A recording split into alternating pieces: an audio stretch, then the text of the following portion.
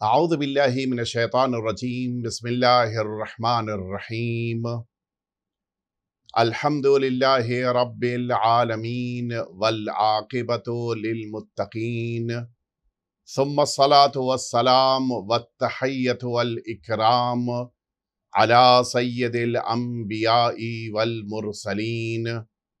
سیدنا و مولانا ابی القاسم محمد اللہم صلی اللہ علیہ وعلا اہل بیتہ الاطیبین الانجبین لا سیما الامام المبین بقیت اللہ فی الارضین ارواحنا و ارواح العالمین لتراب مقدمہ الفداء واللعنۃ الدائمۃ الباقیہ على أعدائهم أجمعين أما بعد فقد قال الله الحكيم في كتابه المبين وهو أصدق الصادقين وقوله الحق بسم الله الرحمن الرحيم أهم خير أم قوم التبع قرآن مجید کی سورہ دخان کی یہ آیے شریفہ جو 37ویں آیے شریفہ کا حصہ ہے، اللہ رب العزت نے اس آیے شریفہ میں اور ان کے بعد کی آیات شریفہ جنہیں آپ کی خدمت میں عرض کیا جائے گا، ان آیات شریفہ میں ان لوگوں کو پیغام دیا جو اس مکہ معظمہ یا اطراف کے علاقوں میں یا بقیہ زمین کے مختلف علاقوں میں رہتے ہوئے ذات پروردگار کی بارگاہ میں آنے پر تیار نہیں ہیں۔ وہ افراد کہ جو اللہ اور اللہ کی نشانیوں کو تسلیم نہیں کر رہے ہیں، وہ افراد جو رسالت مآب پر ایمان لانے کے لیے تیار نہیں ہیں، ان لوگوں کے لیے ان آیات شریفہ میں ایک پیغام دیا گیا کہ ان سبھی کو غور کرنا چاہیے گزشتہ قوموں پر کہ کس طرح سے ان پر اسی بنا پر کہ انہوں نے حق کو سمجھ لینے کے باوجود ایمان اختیار نہیں کیا، اللہ رب العزت کی بارگاہ سے ان سب پر عذاب آیا، ان سب کو اللہ رب العزت نے ہلاک کر دیا، ان سب کو صفحہ ہستی سے مٹا دیا۔ آج ان کا کوئی نام لینے والا بھی روئے زمین پر نہیں ہے۔ مثال دیتے ہوئے قرآن مجید نے کہا کہ اہم خیرن، کیا وہ اچھی ہیں، ام قوم تبع، قوم تبع، یہ تبع ایک ایسی قوم کہ جو یمن میں جناب رسالت مآب سے پہلے یعنی اسلام کی روشنی کے پھیلنے سے پہلے تبع نامی حاکم کے سارے وہ فالوورز اور ان کے اس مملکت میں رہنے والے افراد، ان کا تذکرہ قرآن مجید نے اس آیے شریفہ میں کیا ان لفظوں کے ساتھ کہ من قبلہم، یہ وہ افراد کہ جو اس مکے میں رہنے والے آج کے لوگوں سے پہلے زندگی گزارتے تھے۔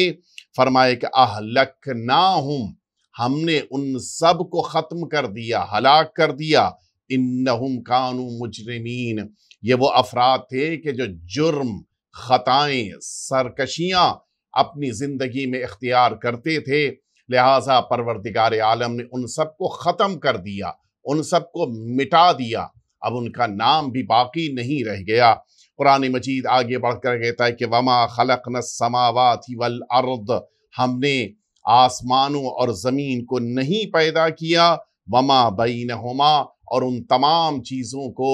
کہ جو اس آسمان اور زمین کے درمیان ہیں، ان سبھی کو نہیں پیدا کیا لاعبین، کھیل کے طور پر، کھلواڑ کے طور پہ نہیں پیدا کیا ہے، بلکہ ایک سسٹم کے تحت، ایک نظام کے طور پر ان تمام چیزوں کو اللہ رب العزت نے قرار دیا تاکہ انسان ان تمام نظام کی چیزوں کو دیکھتا جائے اور انتظام کرنے والے پروردگار کی معرفت کو اپنے اندر بڑھاتا جائے۔ جو معرفت نہیں رکھتا وہ اللہ کی معرفت حاصل کرے، جو معرفت حاصل کر چکا ہے وہ خود کو یقین کے مرحلے میں لا کر قرار دے تاکہ اپنے ایمان کو اور محکم اور پختہ کر سکے۔ اللہ نے یہاں پر ان لفظوں کے ذریعے سے ساری امتوں کو متوجہ کرایا کہ دنیا کا ایک مقصد ہے اور اسی مقصد کے تحت یہ دنیا آگے بڑھ رہی ہے۔ ایسا نہیں ہو سکتا کہ مقصد کے بغیر اس کائنات کو قرار دیا جائے۔ جیسے بچے کھلواڑ کر رہے ہوں، کھیل رہے ہوں، اس موقع کے اوپر ان کے کھیلنے کا کوئی مقصد نہیں ہوتا، کسی پرپس کے تحت وہ نہیں کھیل رہے ہوتے، کسی ایم کو اچیو کرنے کے لیے ان کا کھیل نہیں ہوتا۔ قرآن مجید کہہ رہا ہے کہ یہ کھیل جیسے بچوں کا ہو رہا ہو، یہ دنیا اس طرح سے نہیں ہے۔ اللہ نے ایک مکمل اس کائنات کے لیے مقصد رکھا ہے اور اسی مقصد کے تحت یہ کائنات آگے بڑھ رہی ہے۔ فرمایا قرآن مجید نے کہ وَمَا خَلَقْنَاهُمْ إِلَّا بِالْحَقِّ، ہم نے ان سبھی چیزوں کو اور سبھی افراد کو، وہ تمام افراد جو روئے زمین پر موجود ہیں، ان سبھی کو نہیں پیدا کیا الا بالحق، سوائے یہ کہ حق کے لیے۔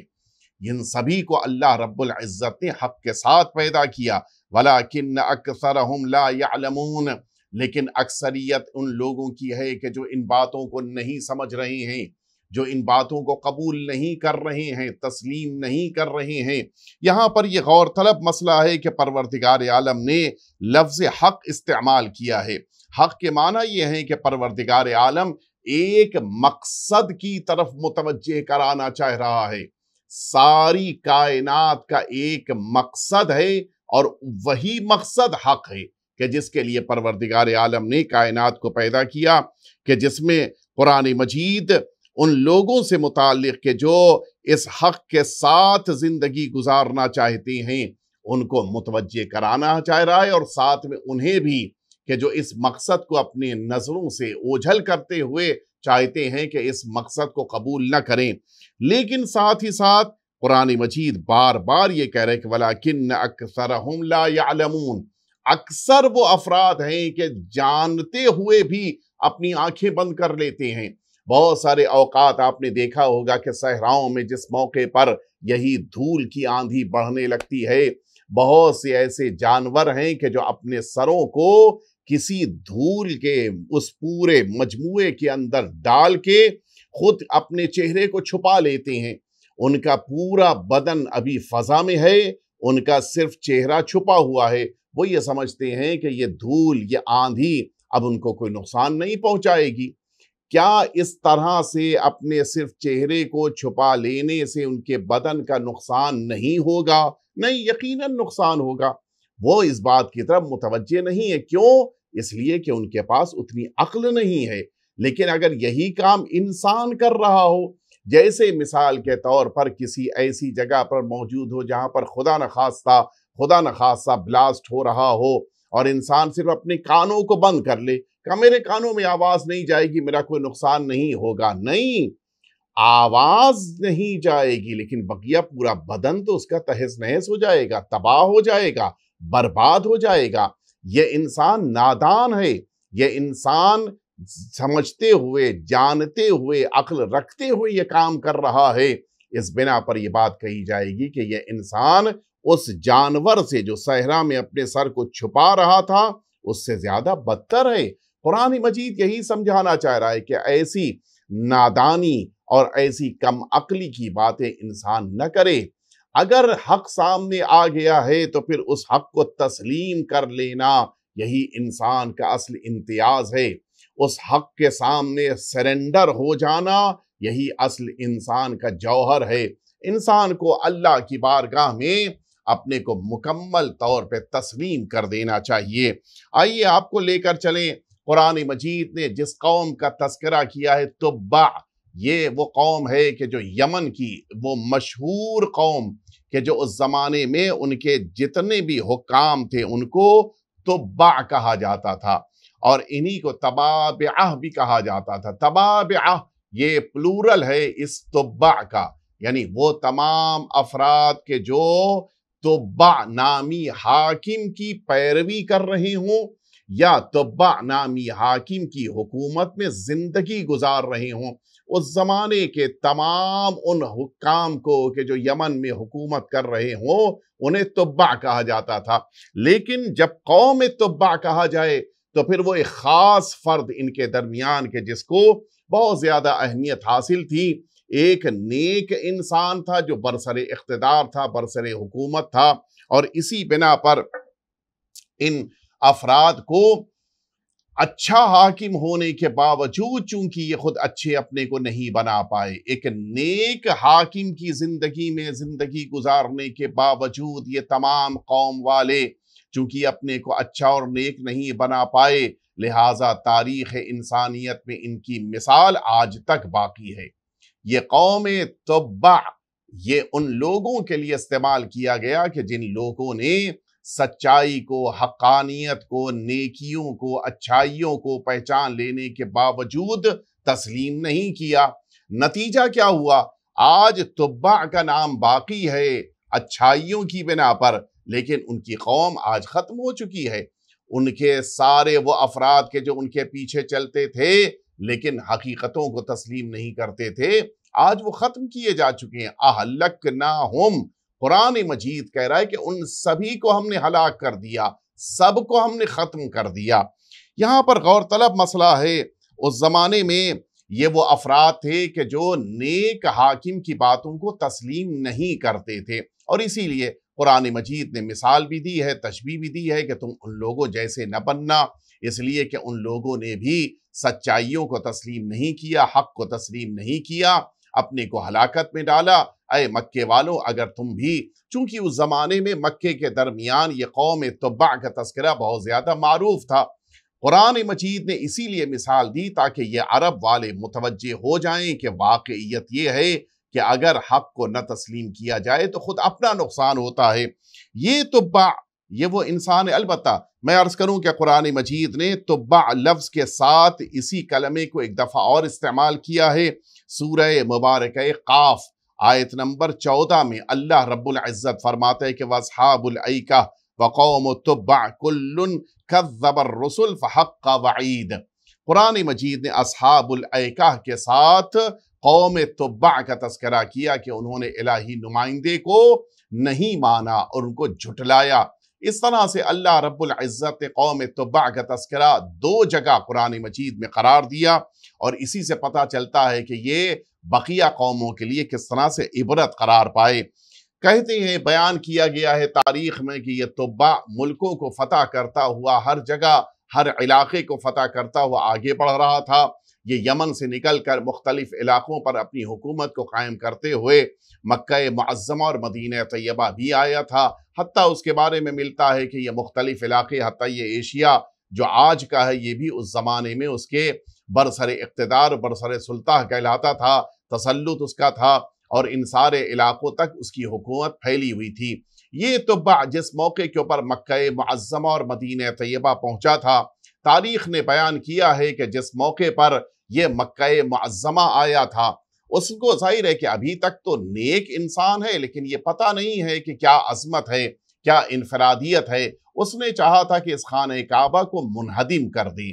لیکن جیسے ہی اس نے یہ ارادہ کیا تھا، اس موقع پر شدید بیمار ہوا، اور اتنا شدید بیمار ہوا کہ پھر ظاہر ہے ایک حاکم ہے، حکومت کا ایک ذمہ دار انسان ہے، جتنے بھی اس زمانے کے حکماء، جتنے بھی اس زمانے کے اطباء، سب کو جمع کیا گیا تاکہ اس کا علاج کیا جا سکے، لیکن تاریخ نے لکھا ہے کہ جتنا بھی علاج کیا گیا اس کو صحت نہیں مل پائی تھی۔ اس زمانے میں ایک شخص کا تذکرہ ملتا ہے، شامول، اس کو بلایا گیا تھا۔ یہ بھی ایک اچھا طبیب، حاذق طبیب، بڑا ماہر طبیب تھا۔ اس کو جب اس سے پوچھا گیا کہ بتاؤ تمہاری نگاہ میں تبع کا علاج کیا ہے، اس موقع کے اوپر اس نے دیکھا تھا اور یہ کہا تھا کہ لگتا ہے کہ اس حاکم نے کسی ایسے کام کا ارادہ کیا ہے کہ جو کام اس کے لیے مناسب نہیں ہے، اس کام کی بنا پر یہ شدید مصیبت کی شکل میں بیماری آئی ہے، اگر اس کام سے صرف نظر کر لے گا تو پھر اس بیماری سے نجات مل جائے گی۔ اسی موقع پہ تبع نے یہ نظر کیا تھا، یہ منت مانی تھی کہ میں ٹھیک ہو جاؤں، میں اس کعبے کو نقصان نہیں پہنچاؤں گا، اور پھر تاریخ کہتی ہے کہ اس کو کوئی نقصان نہیں ہوا تھا۔ اس سے پتہ چلتا ہے کہ الہی نمائندے اگر کسی علاقے میں نہیں بھی پہنچ رہے ہوں تو اللہ اپنے پیغام کو کسی بھی ذریعے سے، کسی کی زبان سے بھی جاری کر کے پہنچواتا ہے۔ اللہ اپنے پیغام کو، ہدایتوں کو لوگوں تک پہنچانے کے لیے کسی بھی ذریعے کو اختیار کرتا ہے، یہ ایک حقیقت ہے۔ پروردگار عالم نے اس طرح سے تبع کو اس نیکی تک لانے کا موقع اور مہلت دیا، اور پھر جس موقع پر یہی تبع آگے بڑھا اور سرزمین مدینہ پہنچا تو ظاہر ہے اس کا تو اصل کام یہ تھا کہ ساری زمینوں پہ حکومت قائم کرے، ساری زمینوں پہ سلطہ قائم کرے۔ خود ایک اچھا انسان تھا، لیکن ہر شخص یہ چاہتا ہے کہ اپنی حکومت کا دائرہ وسیع کرے اور پھر ساری دنیا پہ اس کا قبضہ ہو جائے۔ تبع نے جس موقع پر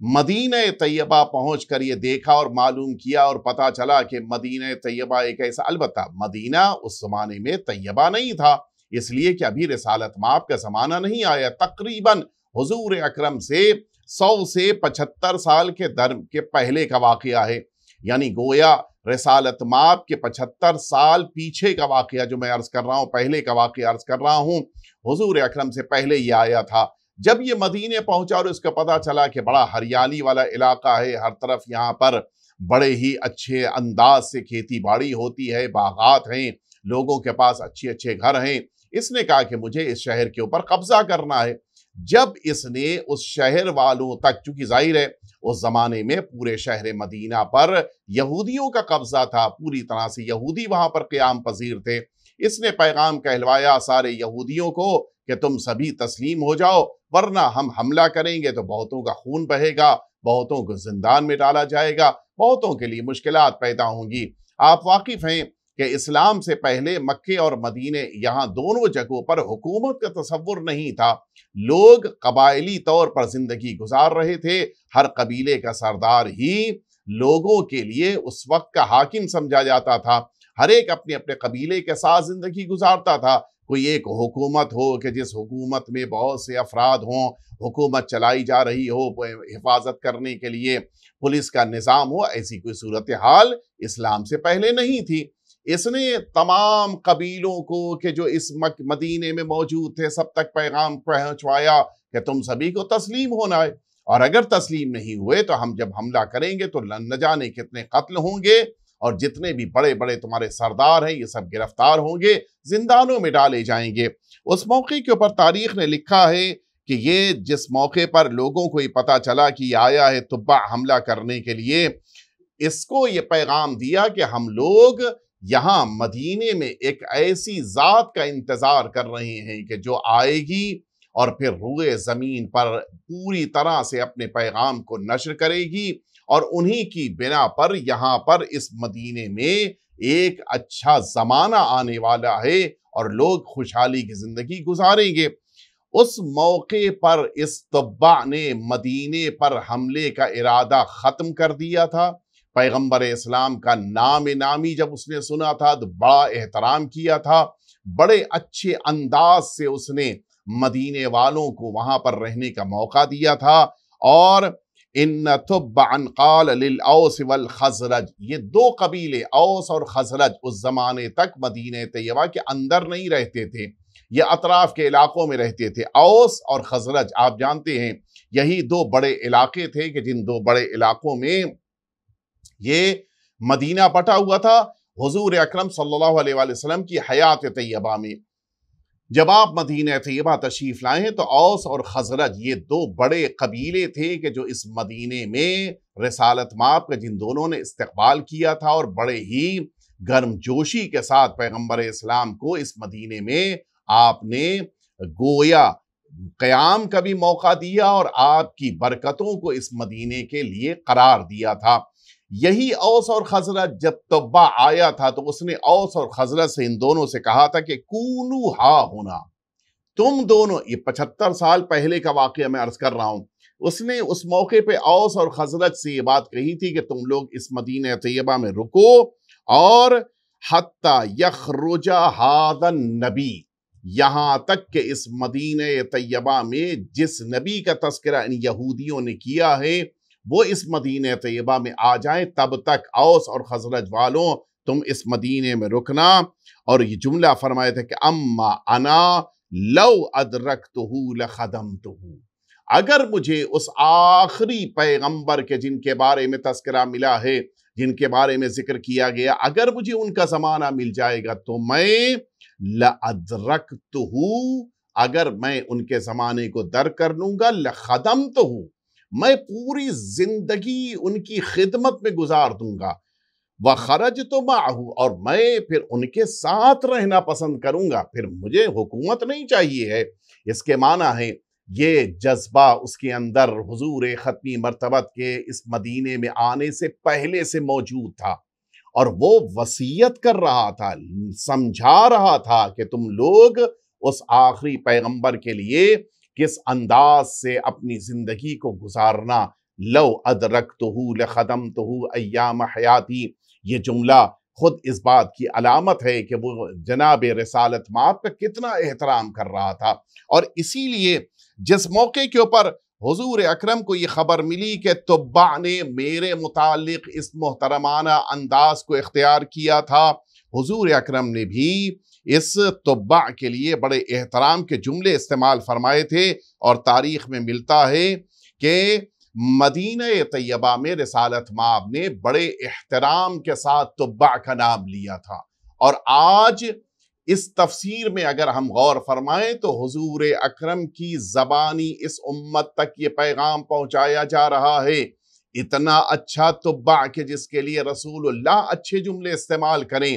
انہی کی قوم جو قوم تبع کہلائی، ان کے لیے پروردگار عذاب کا ذکر کرے، ہلاکت کا ذکر کرے۔ اس سے پتہ چلا اگر انسان اپنے نیک حاکم کی باتوں کو نہ تسلیم کرے تو پھر اس کے لیے ہلاکت ہے، اور اگر حاکم نیک نہ ہو تو پھر اس کے لیے ہلاکت ہے۔ یعنی اصل در واقع حقیقت یہ ہے کہ انسان اپنے ظلم کی بنا پہ کیفر کردار تک پہنچتا ہے۔ اور یہاں پر غور طلب ہے کہ وہ قبیلے کے جو رسالت مآب کے زمانے میں اس مدینہ طیبہ میں موجود تھے، وہ ان کے درمیان یہ قوم تبع والے بھی موجود تھے، ان کے بھی بعض افراد تھے جو اس مدینہ طیبہ میں موجود تھے۔ حتیٰ آج بھی دار التبابعہ، یہ ایک جگہ آج بھی مدینہ طیبہ میں موجود ہے، وہ خاص علاقہ، خاص منطقہ کہ جہاں پر وہ قبیلے والے اس زمانے میں ان کے کچھ افراد قیام پذیر تھے، زندگی گزارتے تھے، لہٰذا آج بھی دار التبابعہ کے نام سے وہ جگہ موجود ہے کہ جہاں پر انہوں نے اپنی زندگیاں گزاری تھیں۔ لیکن آج بھی جب اس تاریخ کو انسان دیکھتا ہے تو یہ محسوس ہوتا ہے کہ حقیقتاً اس زمانے والوں نے جس طرح سے رسالت مآب کا احترام کیا انہیں عزت ملی، اور جن لوگوں نے رسالت مآب کا احترام نہیں کیا ان لوگوں کو پروردگار عالم نے سخت عذاب میں گرفتار کیا اور ہلاکتیں ان کا نصیب قرار پائیں۔ اور اسی بات کی طرف اشارہ کیا قرآن مجید نے کہ اگر یہ لوگ یہ تصور کر رہے ہیں کہ دنیا کو کھلونے کے طور پہ قرار دیا گیا اور کچھ بھی اس کا مقصد نہیں ہے، یہ غلطی پر ہیں، یہ باطل نظریہ ہے، اور اس کو مکمل طور پہ غلط قرار دیا۔ بلکہ قرآن مجید کہہ رہا ہے کہ وَمَا خَلَقْنَاهُمْ إِلَّا بِالْحَقِّ، ہم نے زمین اور آسمان کو اور انسانوں کو نہیں پیدا کیا سوا اس لیے تاکہ حق پر وہ قائم رہیں۔ اور یہیں پر آج کی اس شب کی مناسبت سے بھی میں عرض کرنا چاہوں گا، چونکہ ظاہر ہے اب یہ شب ہمارے درمیان وہ شب ہے کہ جو انسانوں کے مقدرات کے لکھے جانے کی پہلی رات ہے، لیکن ان کے درمیان جو سب سے اہم بات ہے وہ آج کی شب کی سرکار امیر المؤمنین کے سر اقدس پر لگنے والی اس ضربت کا تذکرہ ہے کہ جو آج کی آنے والی صبح میں امیر المؤمنین کے لیے بڑا سخت موقع ہے۔ لیکن اس سے پہلے میں عرض کروں کہ یہ جو قرآن مجید نے کہا کہ ہم نے حق پر پیدا کیا، یہ حقیقت ہے۔ انسان اپنی زندگیوں پر غور کرے، یہ زندگی انسان کی اس مرحلے پر لے کر آتی ہے کہ جہاں پھر انسان کو اپنی زندگی پر نہ صرف غور کرنا ہے بلکہ اپنے مستقبل کو سنوارنے کے لیے بھی مصروف ہونا ہے۔ یہ حق ہے جو اللہ نے ہر ایک کے لیے قرار دیا ہے۔ حق یہ ہے کہ انسان اپنے کو نیک بنانے کے لیے، اپنے کو بہترین بنانے کے لیے اپنی عبادتوں پر، اپنے اعمال پر توجہ دے۔ ایک رات کہ جو شب قدر کی شکل میں انسان کے درمیان آتی ہے، یہ انسانوں کے مقدرات کو سنوار دیتی ہے۔ 12 گھنٹے کی عبادت انسان کو 12 مہینے کے لیے نیک بنا دیتی ہے۔ 12 گھنٹے اللہ کی بندگی سال بھر کے لیے انسان کو اللہ کا بندہ بنا دیتی ہے۔ تو اس لیے اس رات کو بڑی اہمیت دی جانی چاہیے۔ لیکن ظاہر ہے کہ ساتھ ہی ساتھ جب اس رات کا تذکرہ آتا ہے تو اس کا بھی ذکر آتا ہے کہ کس طرح سے اس رات کا اختتام ایک ایسے دردناک اور المناک واقعے پر ہوتا ہے کہ جو تمام بشریت کے لیے بڑا سخت اور بڑا ہی آزمائش کا موقع ہے۔ روایتیں کہتی ہیں کہ اللہ رب العزت نے عرش پر جب یہ آواز دی کہ امیر المؤمنین علی ابن ابی طالب علیہ السلام کے چہرے کو دیکھنا عبادت ہے، اور رسالت مآب نے اس کا اعلان مسجد میں منبر سے فرمایا، ساری امت خوشحال تھی، سارے افراد